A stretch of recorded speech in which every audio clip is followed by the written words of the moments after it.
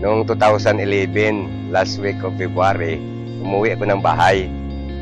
Pating ko sa bahay, parang pag-ubad ko ng sapatos ko, parang may tinik yung paa ko. Sabi ko sa misis ko pag umaga, tingnan mo nga kung may tinik.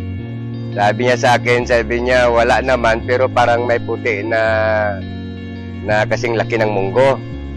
After 4 days, nagpit yung taas ng paa ko. Naglabas doon ng nana.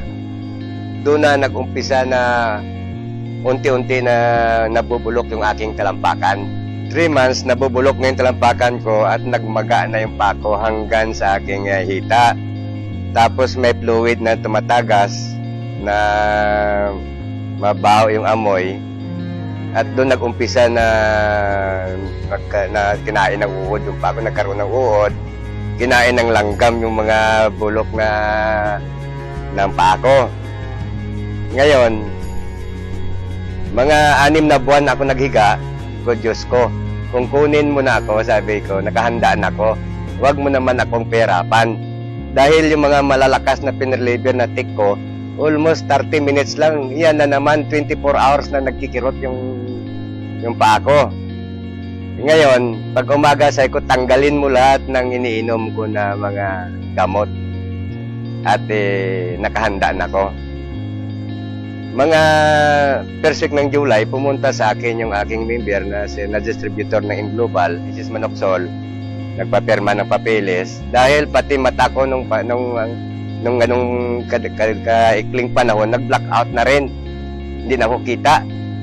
Ngayon sabi niya sa akin, Pres, bakit hindi ka mag-try ng produkto na M-Global? Sabi niya yung C24/7. Sabi ko sa kanya, ano ba yan? Sabi niya, food supplement. Pag umaga, sabi ng misis ko, niya alis muna ako. Pagbalik niya, may dala siyang isang karton na 24/7. So sabi ko, ano ba klase mag-inom nito? Sabi niya, isang kapsula, araw-araw sa loob ng parang 3 araw at ayon kung hindi ako magkamali. Sabi niya 2 sa loob, sabi niya ng 4 na araw, 4 sabi niya sa loob ng 4 na araw at magbalik ka sa isa-isa. Nung maubos na yung isang box ko, nakapangutang ata si Mrs. ng isang box pa ulit. Tapos si Mrs. Maxwell naman bumalik sa bahay at sinabihan niya ko, Chris, litratuhan kita. Eko, bakit? Sabi niya, ilalapit kita sa niya kay Ma'am Sheila Sanoan. Baka matulungan ka. So, hindi ko na in-speak na tulungan ako dahil di ko naman kilala. Ikalawa, hindi naman ko membro ng M-Global. Mga 4 days, dumating yung supply na binigay sa akin. 3 24/7 na box. 3 kulidos. 3 rin na Restolite. So, ininom ko yun every 4 hours, isa. Ganun ang routine sa loob ng mga 2 months. After 2 months, sabi ng misis ko sa akin na parang natutuyo, sabi niya, yung sugat mo sa palibot. Hindi rin lang ako nakumik dahil hindi ko naman makita. Tapos yung aking paningin, mga 1 di pa, medyo nakikita ko na yung tao. Ngayon, sa loob ng 2 buwan, sabi niya sa akin, gumagaling, sabi niya, nagkaroon ng laman na, sabi niya, yung paa at nakakita na ko. Ngayon, ang sabi ko naman sa kanya, dahilan sa ipit din kami, at mabuti naman si Ma'am Sheila, sige suporta sa akin ng C24/7 na yan bago yung product ng Global. Hanggang sa naghilom yung mga sugat ko, natanggal yung mga maga, nawala yung masamang amoy, at nakakabangon ako, nakakaupo na ako.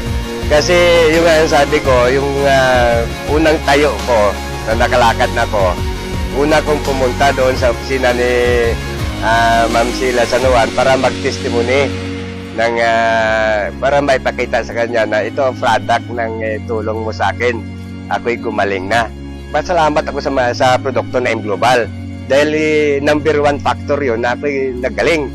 Ikalawa, doon sa kay Mrs. Manoxol, siya nag-introduce sa akin ng product na yan. At higit sa lahat, pinapasalamatan ko si Mrs. Sheila San Juan Ma'am Sheila, ulit-ulitin ko ito, utang ko sa iyo ang aking buhay. Salamat, oh. Ako si Mr. Berilio Ligarde, 60 years old.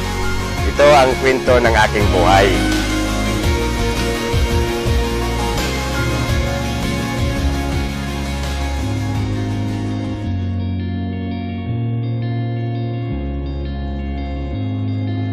Ako po si Joylina Inciso, anak ko po si Ivan. 1-year-old and a half siya. Normal siya, tapos nahulog siya sa bronchopneumonia yung ubo niya. Dinala na namin siya dito sa puerto. Kumbaga parang nawala na siya ng malay. Tapos dinala namin siya sa provincial. Tapos pagdala namin dun, mayroon daw siyang tubig sa baga. Tapos nagkaroon siya ng acute na infection sa dugo. Tapos nung nagaling din kasi kumbaga private doctor din kami. Tapos yung 1 month kami doon sa provincial. Tapos paglabas niya, nagtataka lang ako bakit yung anak ko, bakit hindi na siya makabangon, hindi na siya makapagsalita na mama. Bakit ganun? Bakit hindi siya makapagsalita na? Ang ginawa ko, naghanap ako ng therapy hanggang nakilala ko si Dr. Socrates. Nag-board kami sa Baltan para maano siya ng therapy niya. Nung na-therapy na siya, amat-amat, natigilan na rin yun kasi lumipat na kami sa Siksikan, medyo malayo na, minsan may pamasay, minsan wala. Talagang nagpursige ako na matuto sa therapy nila. Natuto na ako na nagtsatsaga na mag-therapy sa kanya. Tapos dinala namin din siya sa abularyo, dinala rin namin siya sa para lang na mahilot siya. 3 years old siya, pinaaral ko na siya para matuto siya at mahalubilo sa mga bata.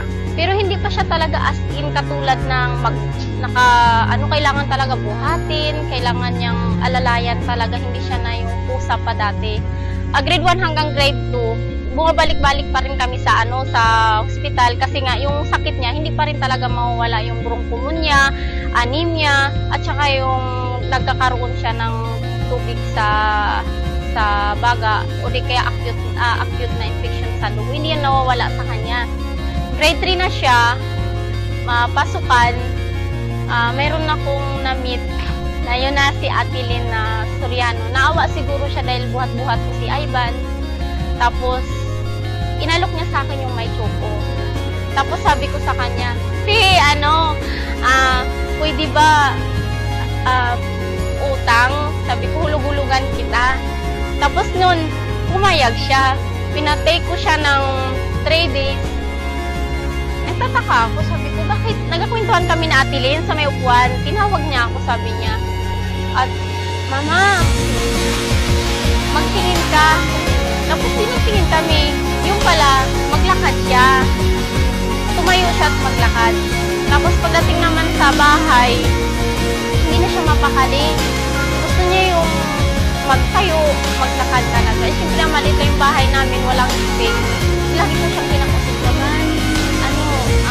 Tutuloy mo na yung sarili mo at huwag kang magpadalo-dalo, baka mamaya mapaano ka. Tapos nung tuloy-tuloy na yung may tuko niya hanggang naubos na, nagpursige na talaga siya na maglakad. Dinala namin sa sports complex para maglakad siya hanggang nakalakad na siya ng hakbang. Tapos pagdating naman sa bahay, ganun din, hindi na siya mapakali. Hanggang inalok na naman sa akin ni Ate Lynn yung pulitos at saka yung complete. Pinainom ko rin naman sa kanya. Tinuloy-tuloy ko yun hanggang ngayon. Yun ang nakikita kong malaking improvement na sa kanya.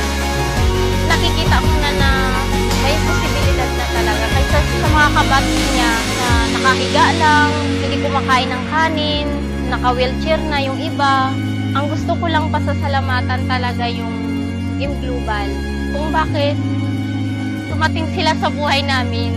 At lalong-lalo na kay Ate Lynn Soriano at sa staff ng Global, kay Ma'am Chi, na tinulungan niya rin kami para makasurvive si Ivan sa case niya na cerebral palsy.